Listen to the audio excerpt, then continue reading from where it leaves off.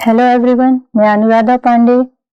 मैं teacher apex classes एजुटेक के digital platform पर आपका हार्दिक स्वागत करती हूँ। लास्ट क्लास में हमने 15 चैप्टर पढ़ा था, वृत्त की परिधि एवं क्षेत्रफल। आज हम 16 चैप्टर पढ़ेंगे, पृष्ठीय क्षेत्रफल एवं आयतन। 16 चैप्टर है पृष्ठीय क्षेत्रफल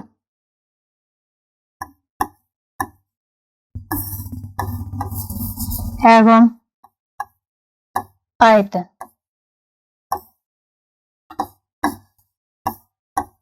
ये पृष्ठीय क्षेत्रफल और आयतन है क्या?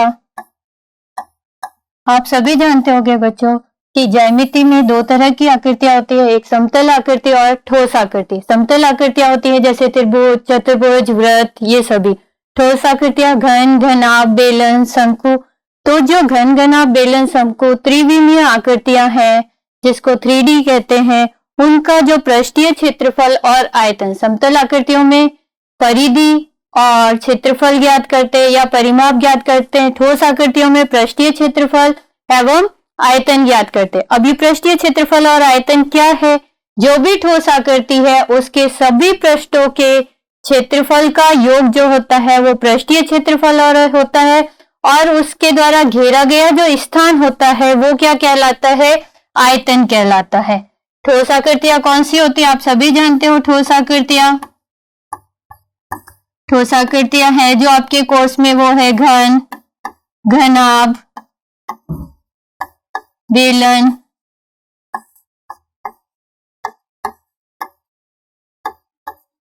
शंकु, गोला और अर्धगोला। इन सभी आकृतियों के हम पृष्ठीय क्षेत्रफल और आयतन से रिलेटेड क्वेश्चन सॉल्व करेंगे। उससे पहले हम इनके फॉर्मूले देखेंगे। कौन कौन सी ठोस आकृतियां हैं? घन, घनाभ, बेलन, शंकु और अर्धगोला। इनसे संबंधित जितने भी फॉर्मूले हैं पहले उसे समझेंगे, फिर उसके बाद उनसे रिलेटेड क्वेश्चन हल करेंगे। ठीक है, तो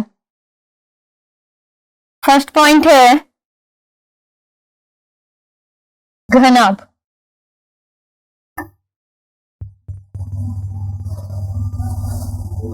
फर्स्ट पॉइंट घनाभ, जिसमें घनाभ आप जानते हो किस तरह से होता है। इसके सभी फलक क्या होते हैं? आयताकार,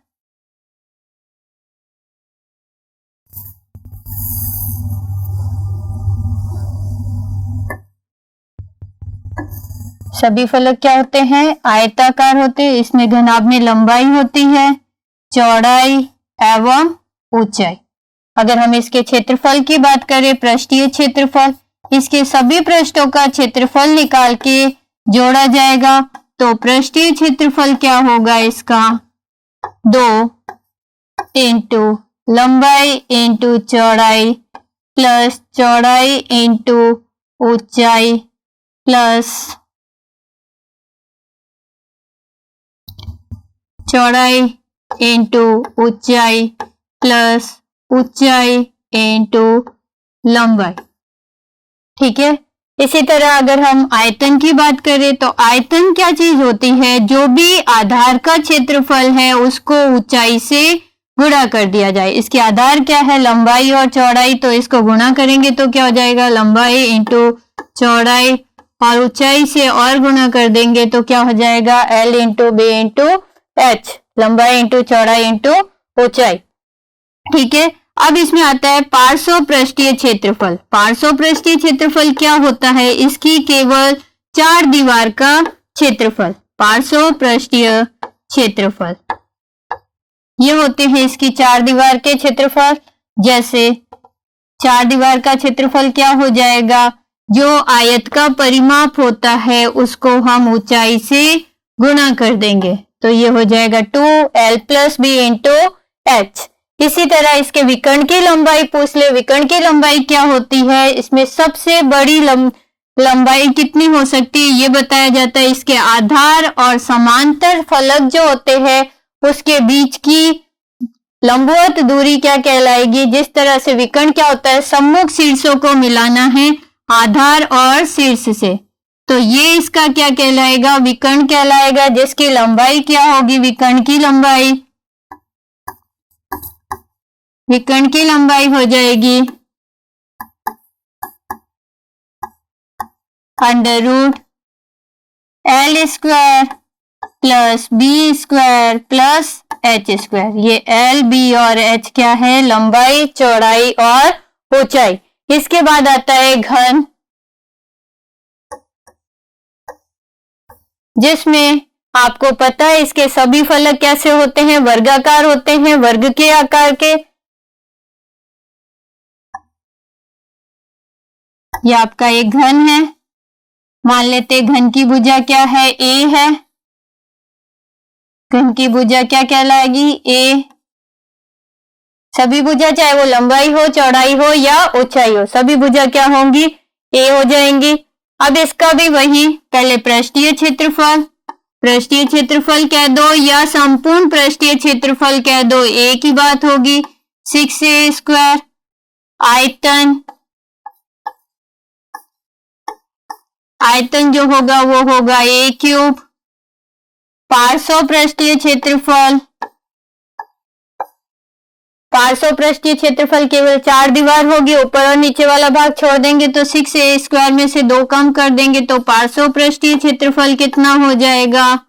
इसका 4a स्क्वायर। 2 पृष्ठों को हमें कम कर देना है। 6 पृष्ठ है, 6 के सभी का वर्ग है तो भुजा स्क्वायर हो गया, और 6 से गुणा कर दिया तो पूरे इस घन का पृष्ठीय क्षेत्रफल हो गया। और पार्श्व पृष्ठीय निकालना है तो हमें क्या करना है? इसके 2 पृष्ठ छोड़ देने हैं, तल और ऊपरी सिरे को। इसके बाद विकर्ण की लंबाई इसी से आ जाएगी। विकर्ण की लंबाई जो घनाभ की लंबाई, विकर्ण की लंबाई है, उसी से ये फॉर्मूला बना है। किस तरह से? लंबाई, चौड़ाई और ऊंचाई तीनों को a स्क्वायर रख देंगे तो विकर्ण की लंबाई क्या आ जाएगी? a under root 3। ठीक है, ये हो गया घन और घनाभ के फॉर्मूले। 4 फॉर्मूले हैं घनाभ के। कौन से हैं? घनाभ का पृष्ठीय क्षेत्रफल, घनाभ का आयतन, पार्श्व पृष्ठीय क्षेत्रफल और विकर्ण की लंबाई। इसी तरह घन का है पृष्ठीय क्षेत्रफल 6a स्क्वायर। पृष्ठीय क्षेत्रफल को संपूर्ण पृष्ठीय क्षेत्रफल भी कह सकते हैं, और केवल पृष्ठीय लिखा है तो भी वो संपूर्ण पृष्ठीय ही कहलाएगा। आयतन, पार्श्व पृष्ठीय क्षेत्रफल और विकर्ण की लंबाई। उसके बाद अगला पॉइंट है बेलन। बेलन आप सभी जानते हो बेलनाकार आकृति होती है, जिसका ऊपरी और निचला सिरा क्या होता है? वृत्ताकार होता है। इस तरह से ये बेलन है एक, जिसका ऊपरी सिरा और निचला भाग क्या होगा? वृत्ताकार होगा। मान लेते हैं ये इसकी त्रिज्या r, ये इसकी ऊंचाई h। ठीक है, तो अगर बेलन में कुल पृष्ठ पूछे जाए तो कितने हैं? 3 हैं। एक वक्र पृष्ठ है और 2 क्या है? वृत्ताकार पृष्ठ है। इन सभी पृष्ठों का योग जो होगा वो पृष्ठीय क्षेत्रफल हो जाएगा। वक्र पृष्ठ अलग होता है, वक्र पृष्ठीय क्षेत्रफल होता है इसका, वक्र पृष्ठीय क्षेत्रफल होगा 2 पाई r h, और इसका संपूर्ण पृष्ठीय क्षेत्रफल जो होगा वो होगा वक्र पृष्ठ में ऊपरी भाग और निचले भाग का क्षेत्रफल जोड़ देंगे तो उससे ये एक फॉर्मूला बन जाएगा 2 पाई r h प्लस 2 पाई r h प्लस 2 पाई r स्क्वायर। ये 2 पाई r स्क्वायर कहाँ से लिया? देखो पाई r स्क्वायर नीचे वाले का क्षेत्रफल और पाई r स्क्वायर ऊपर वाले का, तो इसका फिर कॉमन लेंगे तो क्या कॉमन आ गया? 2 पाई r कॉमन आ गया। अंदर क्या रह जाएगा? h प्लस r या r प्लस h। आयतन जो होगा बेलन का वो क्या हो जाएगा? आधार का जो क्षेत्रफल है पाई r स्क्वायर, उसको h से गुणा कर देंगे, पाई r स्क्वायर इंटू h। ये आयतन हो जाएगा। इसी तरह शंकु है, शंकु का क्षेत्रफल त्रिज्या r, ऊंचाई h, और ये जो भाग है ये क्या कहलाएगा? इसकी तिर्यक ऊंचाई जिसको L से लिखते हैं ये कहलाती है तिर्यक ऊंचाई। इसको किस तरह से ज्ञात करते हैं? बिल्कुल बोधायन प्रमेय से ज्ञात करते हैं। तिर्यक ऊंचाई क्या होगी? ध्यान दीजिए, ये त्रिज्या और ऊंचाई क्या करती है? 90 डिग्री का कोण बनाती है। बोधायन प्रमेय क्या होता है? कर्ण स्क्वायर बराबर आधार स्क्वायर प्लस लंब स्क्वायर। तो तिर्यक ऊंचाई L बराबर क्या हो जाएगी? Under root R square plus H square. ठीक है। इसी तरह से इसमें पृष्ठ 2 है, एक वक्र पृष्ठ है और एक आधार का क्षेत्रफल है। वक्र पृष्ठीय क्षेत्रफल क्या होगा? वक्र पृष्ठीय क्षेत्रफल इसका होगा पाई आर एल, और संपूर्ण पृष्ठीय क्षेत्रफल जो होगा वो कहलाएगा, संपूर्ण पृष्ठीय कह दो या पृष्ठीय कह दो, एक ही बात है। संपूर्ण पृष्ठीय क्षेत्रफल क्या होगा? पाई आर एल में नीचे आधार का क्षेत्रफल पाई आर स्क्वायर जोड़ देंगे तो उससे फॉर्मूला बन जाएगा pi R into R plus L. इसके अलावा आयतन, शंकु का आयतन क्या होता है? 1/3 पाई आर स्क्वायर एच। जो बेलन का आयतन होता है उसको 1/3 से भाग दे दो तो वो क्या आ जाएगा? शंकु का आयतन। ये था शंकु, जिसमें हमें सबसे पहले तिर्यक ऊंचाई ज्ञात करनी है। यदि आपको इसमें आयतन ज्ञात करना है तो तिर्यक ऊंचाई ज्ञात करने की जरूरत नहीं होगी, परंतु यदि वक्र पृष्ठीय क्षेत्रफल या संपूर्ण पृष्ठीय क्षेत्रफल ज्ञात करना है तो उससे पहले आपको तिर्यक ऊंचाई मालूम होनी चाहिए कि क्या है। नेक्स्ट है गोला। गोला आप जानते हो सभी,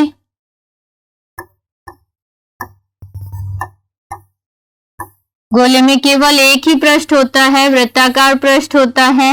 वक्र पृष्ठ कह दो या संपूर्ण पृष्ठ कह दो, गोला इस तरह से हो जाएगा। ये इसकी त्रिज्या r। गोले का पृष्ठीय क्षेत्रफल कितना होगा? गोले का पृष्ठीय क्षेत्रफल होगा 4 पाई आर स्क्वायर, और आयतन जो होगा वो होगा इसका 4/3 पाई आर स्क्वायर। उसके बाद आता है अर्धगोला, जो गोले को आधा कर दो, इस तरह से बन जाएगा ये अर्धगोला जिसकी त्रिज्या है r। ठीक है। अर्धगोले में दो पृष्ठ होते हैं, एक वक्र पृष्ठ और एक आधार। वक्र पृष्ठीय क्षेत्रफल क्या होगा? वक्र पृष्ठीय क्षेत्रफल ये होगा 2 पाई आर स्क्वायर। संपूर्ण पृष्ठीय क्षेत्रफल होगा 3 पाई आर स्क्वायर। ये किस तरह से हुआ? देखो, पृष्ठीय क्षेत्रफल गोले का क्या होता है? 4 पाई आर स्क्वायर। आधा गोला हो गया तो वक्र पृष्ठीय क्या हो गया? 2 पाई आर स्क्वायर, और ये भाग और जुड़ गया तो कितना हो गया? 3 पाई आर स्क्वायर। आयतन क्या होगा? जो गोले का आयतन है उसको आधा कर दो, मतलब 2 का भाग लगा दो। 2 का भाग लगाओगे तो ये 4 किस में बदल जाएगा? 2 में। 2/3 पाई आर क्यूब। यहां भी आर क्यूब होगा, 4/3 पाई आर क्यूब, और इसका हो जाएगा 2/3 पाई आर क्यूब। ये था गोला और ये था अर्धगोला। आपको बस एक पॉइंट याद रखना है, अर्धगोले में चाहे वक्र पृष्ठीय लिखा हो या पृष्ठीय लिखा हो या संपूर्ण पृष्ठीय लिखा हो, तीनों एक ही चीज है, इसमें अलग अलग कुछ नहीं है। इसी को वक्र पृष्ठीय कह सकते हैं, इसी को संपूर्ण पृष्ठीय और इसी को पृष्ठीय क्षेत्रफल भी कह सकते हैं। ये हुए आपके फॉर्मूले पूरे। अब हम इससे संबंधित क्वेश्चन करेंगे, पर क्वेश्चन किस तरह से आते हैं वो भी एक बार ध्यान से देख ले। या तो हमें त्रिज्या और ऊंचाई दी हो, या घनाभ है तो लंबाई चौड़ाई ऊंचाई दी हो, सीधे से कह दे आयतन और क्षेत्रफल ज्ञात कीजिए, तो हमें फॉर्मूला लगाना है और आंसर निकालना है। या फिर दूसरा तरह क्वेश्चन कि क्षेत्रफल दिया है और कह दे आयतन ज्ञात कीजिए, या आयतन दिया हो और कह दे क्षेत्रफल ज्ञात कीजिए। ठीक है। उसके बाद आता है कि क्वेश्चन में यदि आपको दिया हुआ है कि कोई ठोस है, उसको पिघलाकर दूसरा ठोस बनाया गया है, तो जब भी किसी ठोस को पिघलाकर दूसरा ठोस बनाया जाता है तो उसके आयतन क्या होते हैं? बराबर होते हैं। उसके बाद कह दिया जाए कि यदि किसी वस्तु को पिघलाकर कुछ और वस्तु बनाई गई है तो उस वस्तुओं की संख्या ज्ञात कीजिए या ठोस की संख्या ज्ञात कीजिए। तो ठोस की संख्या ज्ञात करने के लिए क्या करते, जिस ठोस को पिघलाया गया है उसका आयतन होता है ऊपर और बट्टे में जो ठोस बनाया जा रहा है उसके आयतन का भाग लगा देते हैं। उसके अलावा कुछ अन्य क्वेश्चन भी है जो भी हम सॉल्व करेंगे। क्वेश्चन देखते हैं हम। पहला क्वेश्चन है, एक शंकु की त्रिज्या 7 सेमी, ऊंचाई 14 सेमी है, तो शंकु की तिर्यक ऊंचाई, वक्र पृष्ठीय क्षेत्रफल एवं आयतन ज्ञात कीजिए। तो आपको इसमें सिंपल सा सवाल है, सीधे सीधे दिया हुआ है त्रिज्या कितनी है, r दी हुई है, आपको r का मान दिया हुआ है 7 और ऊंचाई h दे रखी है आपको 14 सेमी। ज्ञात क्या करना है आपको, सबसे पहले तिर्यक ऊंचाई l, तिर्यक ऊंचाई l बराबर क्या होती है, √r² प्लस h²। मान रखेंगे हम तो l बराबर कितनी हो जाएगी, √7 का स्क्वायर प्लस 14 का स्क्वायर। ठीक है, इस क्वेश्चन में करेक्शन है, यहाँ 14 नहीं है 24 है। ठीक है, यहाँ 24 का स्क्वायर, तो L बराबर क्या हो जाएगी, 7 का स्क्वायर 49 और 24 का स्क्वायर 576।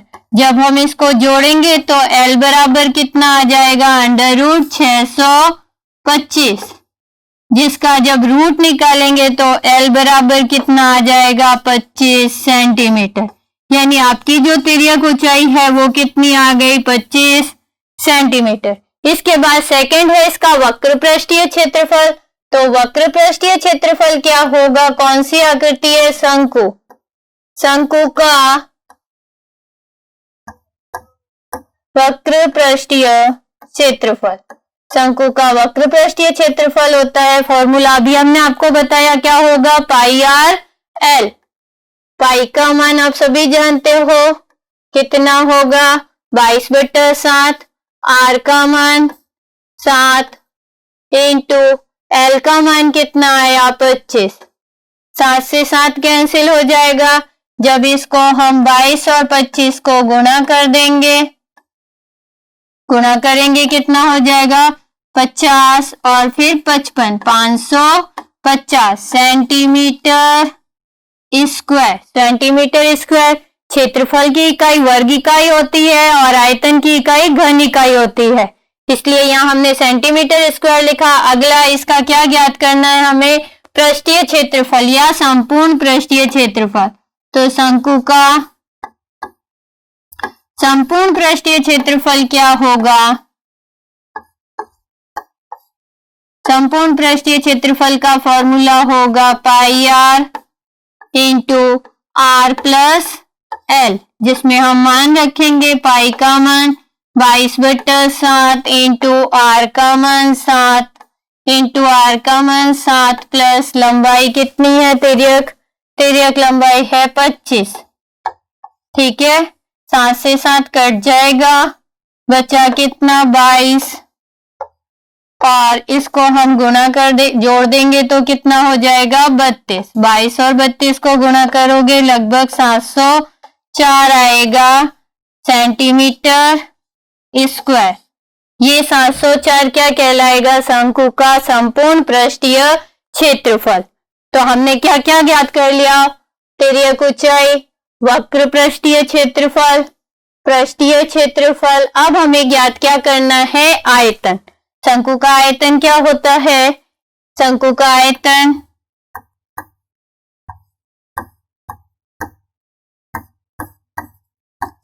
आयतन होगा 1/3 पाई r² h। मान रखेंगे 1/3 इंटू 22/7 इंटू r का मान है 7 इंटू 7 इंटू ऊंचाई h है, तिर्यक ऊंचाई नहीं लेनी, हमें सीधी ऊंचाई लेनी है जो कितनी है, 24। 7 से 7 कट जाएगा, 3 से 24 को काट देंगे 8 बार। ठीक है, फिर 22 को 7 से गुणा कर देंगे 154, फिर 154 को 8 से गुणा कर देंगे तो इसका आंसर आ जाएगा 1232 सेंटीमीटर क्यूब। आयतन है, आयतन की इकाई क्या होती है? घन इकाई, इसलिए यहाँ हमने क्या लिखा? Centimetre cube.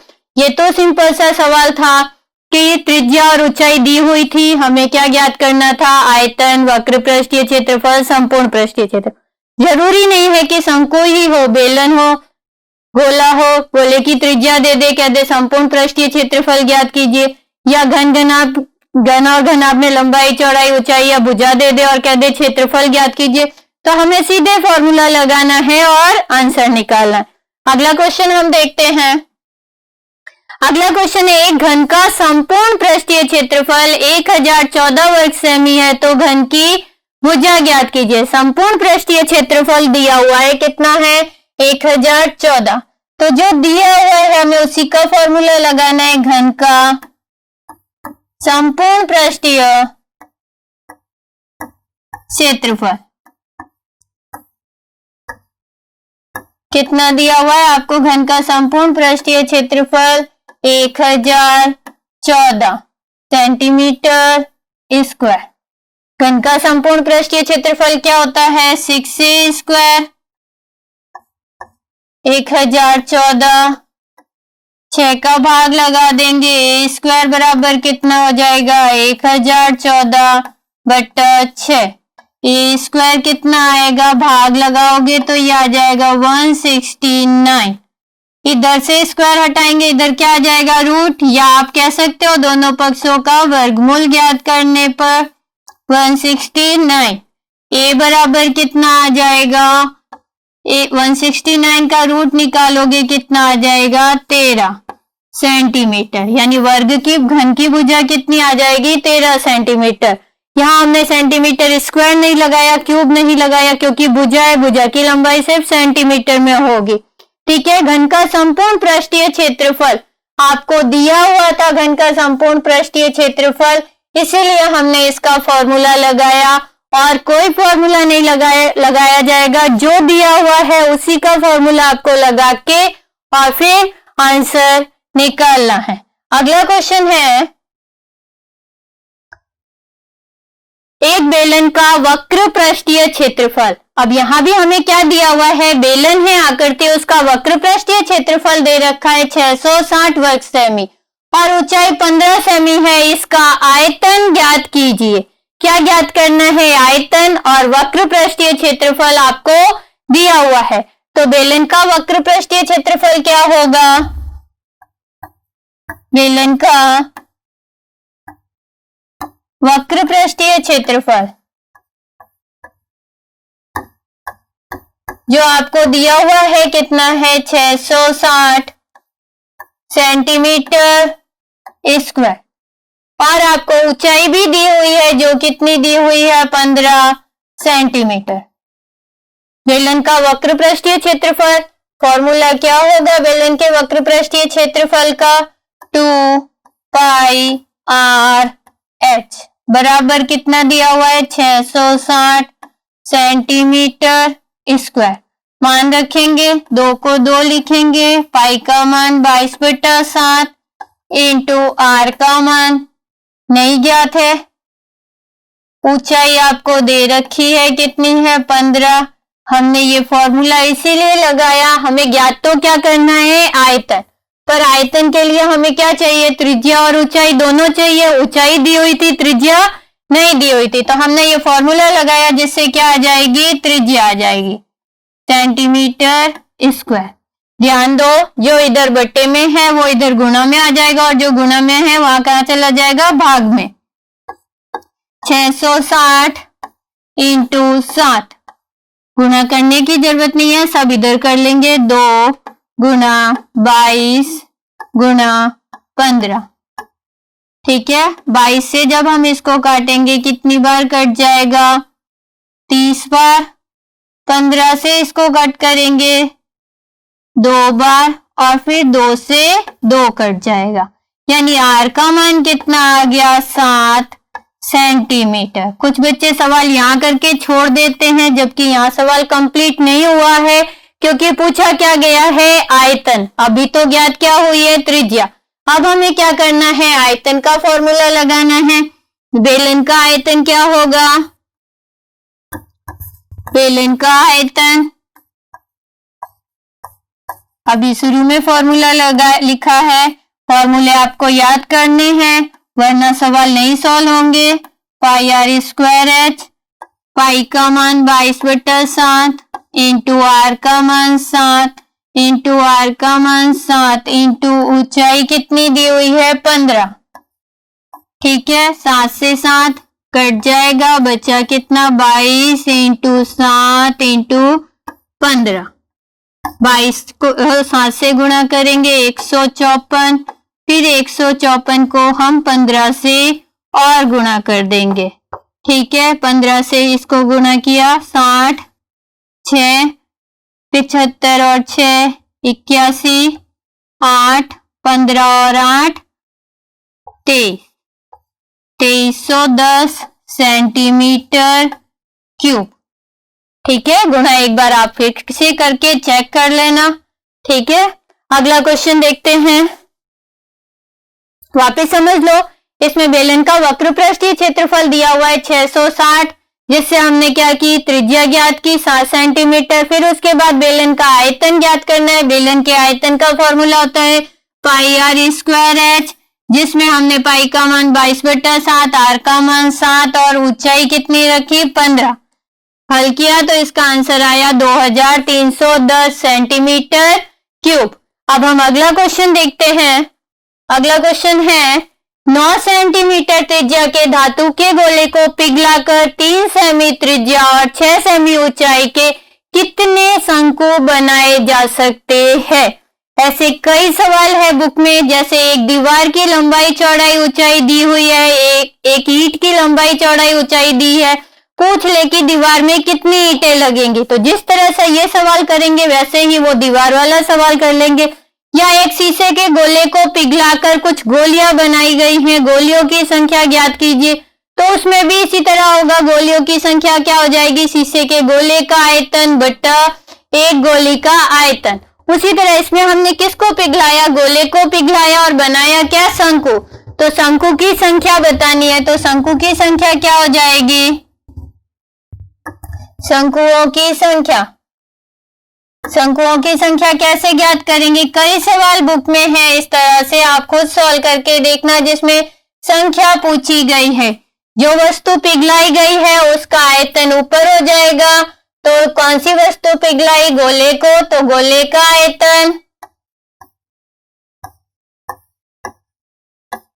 बटा कौन सी वस्तु बनाई गई है, शंकु बनाए गए हैं, तो क्या आ जाएगा, एक शंकु का आयतन, एक शंकु का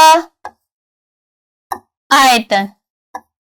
गोले के आयतन का फॉर्मूला और शंकु के आयतन का फॉर्मूला लगाएंगे।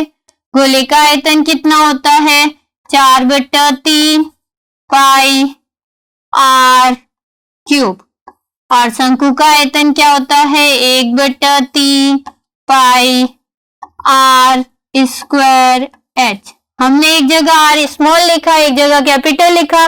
क्यों लिखा, क्योंकि शंकु की त्रिज्या अलग होगी और गोले की त्रिज्या अलग है, दोनों ही अलग दी है। हमने इसको स्मॉल आर लिया और इसको स्मॉल आर ले लिया, गोले की त्रिज्या जो स्मॉल आर है, और शंकु की त्रिज्या को हमने क्या किया, कैपिटल आर लिया। ठीक है, ऊंचाई आपको दी हुई है, कितनी है, h 6। अब हम इसमें मान रखेंगे, उससे पहले हम इसको थोड़ा सा सरल करेंगे। 3 से 3 कैंसिल हो जाएगा, पाई से पाई बच क्या गया, ऊपर रह गया 4 आर क्यूब बटा नीचे आ जाएगा आर स्क्वायर एच। अब हम इसके मान रखेंगे 4, आर का मान कितना दिया हुआ है, स्मॉल आर 9 इंटू 9 इंटू 9, 3 बार लिखा क्योंकि आर क्यूब है इसलिए। आर स्क्वायर है, कैपिटल आर का मान 3 लिया, 3 इंटू 3 इंटू ऊंचाई 6। ठीक है, कट करेंगे, ये 3 से ये कट जाएगा 3 बार, फिर 3 से 3 कट जाएगा और फिर हम काटेंगे। पहले इतना हम लिख लें, कितना आया 4 इंटू 9 इंटू 9 बटा 6। फिर काटते हैं थोड़ा सा, इसको इससे काटा 2 से 2 बार और ये 3 बार, फिर 3 से इसको काट दिया 3 बार। अब गुणा कर लेंगे, 3 को 2 से गुणा किया 6 इंटू 9, कुल कितना आ जाएगा 54। तो ये शंकुओं की संख्या आई कि मतलब हमने एक गोले को पिघलाकर कितने शंकु बनाए, 54 शंकु बनाए हैं। किसी की संख्या ज्ञात करनी है तो जिसकी संख्या ज्ञात करनी है उसका आयतन नीचे होगा और ऊपर क्या आ जाएगा, जिस वस्तु को पिघलाई गई है उसका आयतन आ जाएगा। दोनों के आयतन का फॉर्मूला लगा के उसको हल करेंगे तो जिसकी संख्या पूछी है वो ज्ञात हो जाएगी। जैसे शंकु की संख्या पूछी है तो वो आ जाएगी कितनी, 54। अगला क्वेश्चन देखते हैं। अगला क्वेश्चन है 10 मीटर गहरा और 7 मीटर व्यास का एक कुआं खोदा गया। कुआं है जिसकी गहराई दी हुई है, ऊपर से देखें तो गहराई और नीचे से देखेंगे तो क्या होगी, ऊंचाई होगी, और व्यास दिया हुआ है कितना है 7, तो त्रिज्या कितनी हो जाएगी 7/2। ऊंचाई h आपको दी हुई है कितनी है 20। कुआं किस आकार का होगा, बेलन के आकार का होगा। त्रिज्या और ऊंचाई दी हुई है। उसके अलावा आगे क्या दिया हुआ है, इससे निकली मिट्टी से 22 मीटर इंटू 14 मीटर माप का एक चबूतरा बनाया गया। चबूतरे की लंबाई और चौड़ाई आपको दी हुई है। ज्ञात क्या करना है, चबूतरे की ऊंचाई।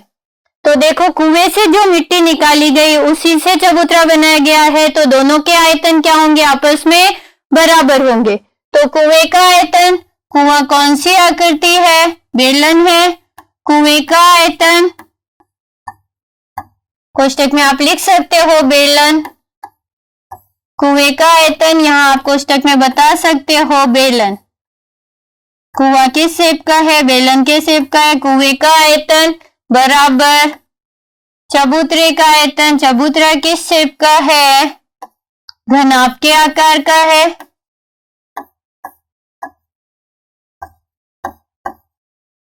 दोनों के आयतन का फॉर्मूला लगाएंगे। बेलन का आयतन आपको पता है क्या होता है, पाई r² h, और चबूतरा कौन सा आकार है, घनाभ है, जिसका क्या हो जाएगा फॉर्मूला, लंबाई इंटू चौड़ाई इंटू ऊंचाई। ऊंचाई हम स्मॉल h नहीं रख के कैपिटल H रख देते हैं क्योंकि दोनों जगह ऊंचाई सेम नहीं हो सकती। पाई का मान कितना 22/7, बेलन की त्रिज्या 7/2 इंटू 7/2, ऊंचाई कितनी दी हुई है 20। एक चीज और आपको ध्यान रखना है कि सबकी इकाई सेम होनी चाहिए। ये नहीं कि त्रिज्या सेंटीमीटर में दी, ऊंचाई मीटर में, ऐसा नहीं होना चाहिए। सारी इकाई सेम होनी चाहिए। जैसे इसमें दिया हुआ है सारी इकाई जो भी दी हुई है सारी मीटर में है, यदि सेंटीमीटर में हो तो उसको मीटर में बदल लेंगे। इधर लंबाई दी हुई है 22 इंटू चौड़ाई दी हुई है 14 इंटू h। ठीक है, हल करते हैं। इससे इसको काट दिया 11 बार, 7 से 7 कट गया, 2 से 20 कट गया 10 बार, तो कितना आ गया 11 इंटू 7 इंटू 10 बराबर 22 इंटू 14 इंटू h। हम क्या करेंगे, इस 22 और 14 को इधर लाएंगे तो कहां चला जाएगा, भाग में, तो कितना आ जाएगा 11 इंटू 7 इंटू 10 बटा 22 इंटू 14। ये किसका मान आएगा, h का। h अपनी जगह है। ठीक है, काटते हैं। 7 से 14 कट जाएगा 2 बार, 11 से 22 कट जाएगा 2 बार, 2 से 10 कट जाएगा 5 बार, 5/2। ये क्या होगी, ऊंचाई होगी किसकी, चबूतरे की ऊंचाई 5/2 कह दो या 2.5 मीटर कह सकते हैं। चबूतरे की ऊंचाई कितनी आएगी आपकी 2.5 मीटर। इसका आंसर कितना आ जाएगा 2.5 मीटर। इसको हम कैपिटल एच ले रहे हैं क्योंकि स्मॉल एच हमने वहां ले रखा है। तो ध्यान रखना है कि किसी एक पात्र से दूसरी पात्र में वस्तु डाली जाए या फिर एक ठोस को पिघलाकर दूसरा ठोस बनाया जाए तो उनके आयतन परस्पर क्या होंगे, बराबर होंगे। अगला क्वेश्चन देखते हैं। अगला क्वेश्चन है, एक घनाभ की लंबाई 12 मीटर, चौड़ाई 9 मीटर और ऊंचाई 8 मीटर है तो घनाभ के विकर्ण की लंबाई, सिंपल सा फॉर्मूला है, डायरेक्ट पूछा है। घनाभ के विकर्ण की लंबाई, घनाभ के विकर्ण की लंबाई कितनी होती है? घनाभ के विकर्ण की लंबाई, विकर्ण की लंबाई का फॉर्मूला अभी आपको हमने लिखाया था, under root L square plus B square plus H square. ठीक है, जोड़ देंगे, पहले हम मान रखेंगे। एल का मान कितना है? 12 प्लस 9 प्लस 8, स्क्वायर करेंगे। 12 का स्क्वायर कितना हो जाएगा? 144, 8 9 का 81 और 8 का 64। हम इनको जोड़ेंगे, कितना हो जाएगा? 4 4 8 और 1 9। ठीक है, 8 4 12 और 6 24। ठीक है, वापस जोड़ लेते हैं। 6 8 14, 15 16 17 18, 1 और 2 289। 289 का वर्गमूल निकालेंगे तो कितना आएगा? 17 आ जाएगा। वर्गमूल आपको 20 तक याद रखना है, यानी विकर्ण की लंबाई कितनी आ जाएगी? 17 सेंटीमीटर। वापिस समझ लो, केवल विकर्ण की लंबाई पूछी है, लंबाई चौड़ाई ऊंचाई आपको ज्ञात है। विकर्ण की लंबाई किस तरह से ज्ञात करेंगे? फॉर्मूला लगाएंगे, मान रख के स्क्वायर करके जोड़ देंगे और फिर उसका रूट ज्ञात कर लेंगे। विकर्ण की लंबाई है, भुजा की लंबाई कभी भी सेंटीमीटर मीटर क्यूब में नहीं होगी, इसलिए सिर्फ सेंटीमीटर आएगा। अगला क्वेश्चन है, दो लंबवर्तीय बेलन, बेलन है कितने हैं? 2 है और दोनों की त्रिज्या का अनुपात कितना दे रखा है? 2:3, यानी R1 बट्टा R2 आपको दे रखा है, कितना है? 2:3। ऊंचाई का अनुपात यानी H1 बट्टा H2 आपको दे रखा है 5:4। याद क्या करना है आपको? दोनों के वक्र पृष्ठीय क्षेत्रफल और आयतनों का अनुपात। पहले हम वक्र पृष्ठीय क्षेत्रफल का अनुपात निकालेंगे, तो किस तरह से निकालेंगे? एक बेलन का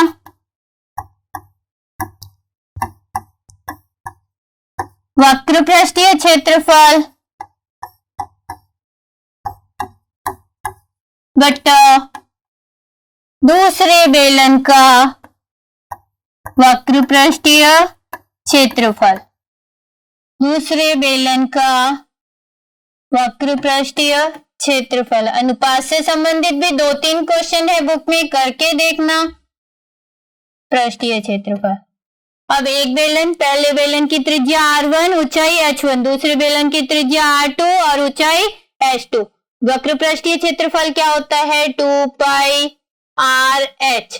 R1 H1 कर देते इसे, और दूसरे बेलन का 2 पाई R2 H2। देखो 2 पाई से 2 पाई कैंसिल हो जाएगा, R से R कैंसिल नहीं होगा और H से H भी नहीं होगा, क्योंकि ऊपर R1 है और नीचे R2 है। मान रखते हैं इनका, पहले इसको इस तरह से लिख सकते हैं, R1 बट्टा R2 इंटू H1 बट्टा H2।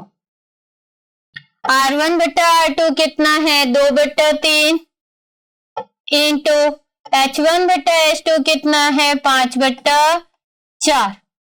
कैंसिल करेंगे, 2 से ये 4 कट जाएगा 2 बार। अब सॉल्व कर ले, अंश को अंश से गुणा करेंगे 5 और हर को हर से गुणा करेंगे 6, तो इसका आंसर आ जाएगा 5:6।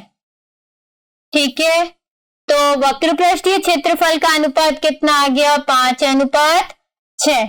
अब हमें और क्या ज्ञात करना है? आयतन का अनुपात ज्ञात करना है। आयतन का अनुपात क्या होगा? एक बेलन का आयतन, एक बेलन का आयतन बटा दूसरे बेलन का आयतन। दूसरे बेलन का आयतन। बेलन का आयतन क्या होता है? Formula pi R square H, पर एक की त्रिज्या r1, ऊंचाई h1, दूसरे की क्या हो जाएगी? पाई r2 स्क्वायर h2 स्क्वायर। पाई से पाई कट जाएगा, इसको हम बाकी को ऐसे लिख देंगे r1 बटा r2 का होल स्क्वायर और इंटू h1 बटा h2। ठीक है, अब इसके मान r1 अनुपात r2 कितना था? 2:3 स्क्वायर करना है और h1 बटा h2 आपको दे रखा है 5/4। पिछले क्वेश्चन में देखो, चेक कर लेते हैं क्या दिया हुआ है। h1 बटा h2 5/4 और ये 2/3। ठीक है, तो 2/3 और 5/4 रखा। अब स्क्वायर करेंगे तो कितना हो जाएगा? 4 और इसका स्क्वायर कितना हो जाएगा? 3 का 9 इंटू 5/4। 4 से 4 कैंसिल हो गया, बचा कितना? 5/9, यानी आयतन का अनुपात कितना आ जाएगा? 5:9। आयतन का अनुपात कितना होगा? 5:9। अनुपात के 2-3 क्वेश्चन और है, सॉल्व करना अपने आप। अगला क्वेश्चन है, एक घनाभ की लंबाई, चौड़ाई और ऊंचाई का अनुपात नहीं दी हुई है। लंबाई, चौड़ाई, ऊंचाई हमें अनुपात दिया हुआ है। हम मान लेते हैं कि माना लंबाई कितनी हो जाएगी? 5x, चौड़ाई 3x और ऊंचाई 2x। और क्या दिया हुआ है? घनाभ का संपूर्ण पृष्ठीय क्षेत्रफल दिया हुआ है, कितना है? 558 सेंटीमीटर स्क्वायर। यहाँ 2 नहीं है, स्क्वायर है, तो घनाभ का संपूर्ण पृष्ठीय क्षेत्रफल क्या हो जाएगा? घनाभ का संपूर्ण पृष्ठीय क्षेत्रफल। यही फॉर्मूला क्यों लगा रहे हैं? आयतन का क्यों नहीं लगाया? पार्श्व पृष्ठीय क्षेत्रफल क्यों नहीं लगाया? क्योंकि आपको जो दिया हुआ है वो क्या है? घनाभ का संपूर्ण पृष्ठीय क्षेत्रफल। तो हम इसी का फॉर्मूला लगाएंगे जिससे आंसर आ जाएगा घनाभ का संपूर्ण पृष्ठीय क्षेत्रफल कितना होगा। फॉर्मूला बताना है, उससे पहले हम लिख लेते हैं कितना दिया हुआ है। 558 सेंटीमीटर स्क्वायर। फॉर्मूला क्या होता है? घनाभ का संपूर्ण पृष्ठीय क्षेत्रफल 2LB plus BH plus HL बराबर कितना दिया हुआ है? 558। हम इसका मान रखेंगे। हमने लंबाई, चौड़ाई और ऊंचाई ज्ञात कर ली है। यहाँ मान रखेंगे 2, 5x इंटू 3x। ये LB मतलब लंबाई को चौड़ाई से गुणा करना है, जो हमने रख के गुणा किया, फिर plus 3x into 2x plus h का मान 2x इंटू लंबाई 5x बराबर 558। गुणा करते हैं, फॉर्मस रूल के हिसाब से पहले गुणा करेंगे। 5 को 3 से गुणा किया 15 और x को x से गुणा किया x स्क्वायर। ज्यादातर बच्चे इसको 15x लिख देते, जो कि गलत हो जाएगा। x का x से गुणा होके x स्क्वायर हो जाएगा। 6x square plus 10x square बराबर 558। ठीक है, अब हम इनको जोड़ ले तो कितना हो जाएगा? 15, 6 और 10 को जोड़ेंगे तो कितना हो जाएगा? 31x square. 2 वही है अपनी जगह, इधर आ गया 558। 31 को जब हम 2 से गुणा करेंगे तो 62 स्क्वायर बराबर 558। ठीक है, अब हम इस 62 का उधर भाग लगा देंगे तो x स्क्वायर बराबर कितना हो जाएगा? 558 भाग 62। x स्क्वायर का मान आ जाएगा 9। ठीक है, अब x ज्ञात करना है आपको, तो क्या हो जाएगा, इधर से स्क्वायर हटेगा, इधर रूट आ जाएगा, √9 जो कि क्या होगा 3 ±3 होता है, पर हमें लंबाई चौड़ाई ऊंचाई ज्ञात करनी, माइनस नहीं लेंगे, ये आ गया 3 सेंटीमीटर। x का मान पर हमें ज्ञात क्या करना है, उसकी कोरो मतलब उसकी लंबाई चौड़ाई और ऊंचाई ज्ञात करनी है, जो हम इस तरह से ज्ञात करेंगे। लंबाई क्या होगी, 5x है, तो 5 को हम किससे गुणा कर देंगे, 3 से गुणा करेंगे, क्योंकि हमने अभी देखो x का मान कितना निकाला 3, और ये लंबाई क्या है 5x है, फिर 3 से गुणा करेंगे, फिर 2 से गुणा करेंगे, तो ये आ गया 5x को गुणा किया तो लंबाई कितनी आ गई 15 सेंटीमीटर, चौड़ाई हो जाएगी 3x, 3 × 3 9 सेंटीमीटर, ऊंचाई हो जाएगी 2x, 2 × 3 6 सेंटीमीटर। एक बार वापस समझ लो, संपूर्ण पृष्ठीय क्षेत्रफल दिया हुआ था, उसका फॉर्मूला लगाया, लंबाई चौड़ाई ऊंचाई का अनुपात दिया हुआ था, हमने उसको x के साथ लिया, 5x, 3x और 2x, मान रखा जिससे x का मान आया, और फिर x का मान वापस इनमें हमने रख दिया, जिससे क्या आ गई लंबाई चौड़ाई ऊंचाई, यानी घनाभ की कोरों की माप आ गई। अगला एक क्वेश्चन और देखते हैं हम। बगैर ढक्कन का एक बक्सा 3 सेमी मोटी लकड़ी का बना हुआ है, इसकी बाहरी लंबाई 146, चौड़ाई 116 और ऊंचाई 83 सेमी है। इसके अंदर की ओर पेंट करने का खर्च ज्ञात कीजिए। पेंट की दर आपको दी हुई है 2 रुपए प्रति 1000 वर्ग सेमी। संदूक है, कैसा है, बगैर ढक्कन का है, यानी उसका ऊपरी पृष्ठ नहीं है, और यदि ऊपरी पृष्ठ नहीं है तो उसमें केवल 5 पृष्ठ होंगे, छठा पृष्ठ नहीं होगा। 5 पृष्ठ कौन से होंगे, 4 तो दीवार और 1 क्या हो जाएगा तल। पर हमें क्या दी हुई है, बाहरी लंबाई चौड़ाई ऊंचाई दी हुई है। बाहरी लंबाई 146, चौड़ाई 116 और ऊंचाई 83 सेमी, और मोटाई दे रखी है कितनी है 3 सेमी। क्षेत्रफल कहाँ का निकालना है, अंदर का क्षेत्रफल निकालना है। अंदर के क्षेत्रफल को हम निकालने के लिए पहले आंतरिक लंबाई चौड़ाई और ऊंचाई ज्ञात करेंगे।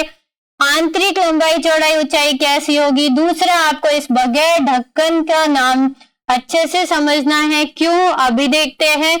अंदर की लंबाई क्या हो जाएगी, बगैर ढक्कन वाले संदूक की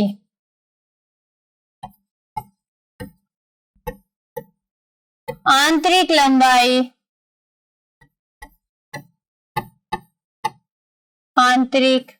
लंबाई क्या होगी 146 -3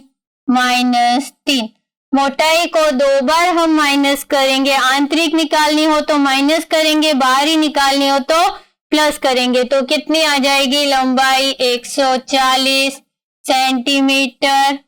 चौड़ाई जो आएगी वो हो जाएगी 116 -3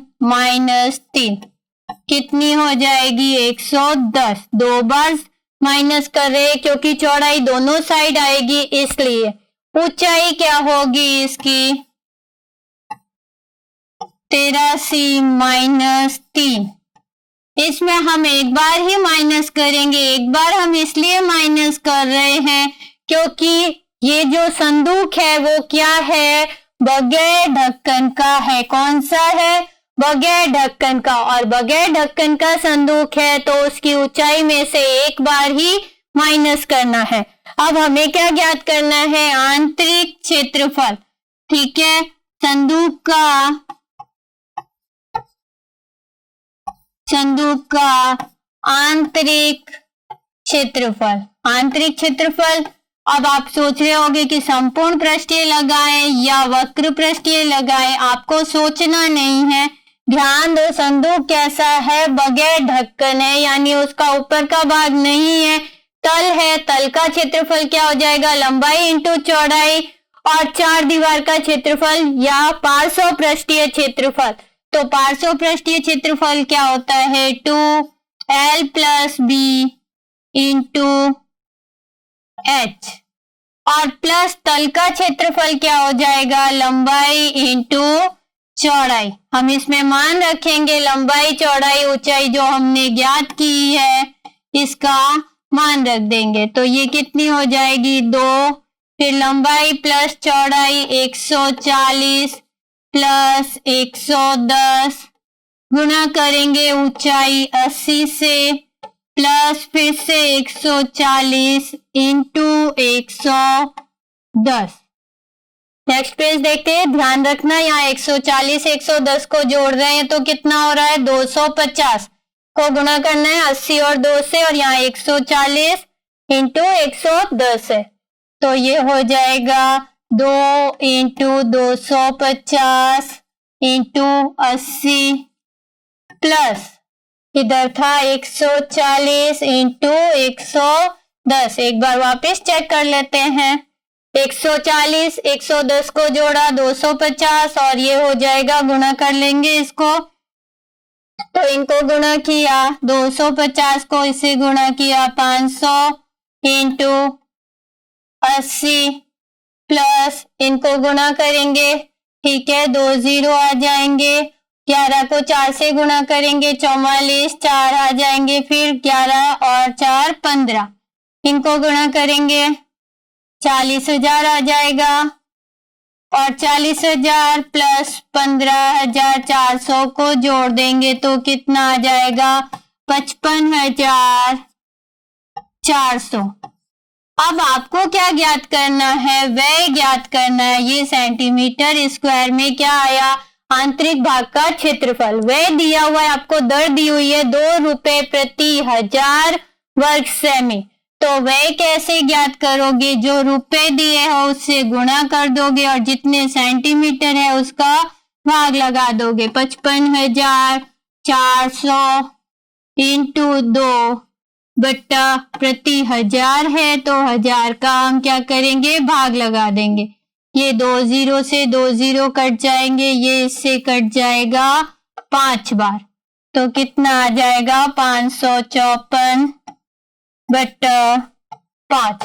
5 का भाग लगाएंगे इसमें एक बार फिर नहीं जाएगा और फिर 8 बार यानी कितने रुपए खर्च होंगे संदूक के आंतरिक भाग पर पेंट करने पर 110 रुपए 80 पैसे खर्च होंगे। ये इसका व्यय आ जाएगा कि कुल कितना व्यय हुआ पेंट करने का 110 रुपए 80 पैसे। 8 पैसे नहीं कहेंगे इसको 80 पैसे कहेंगे।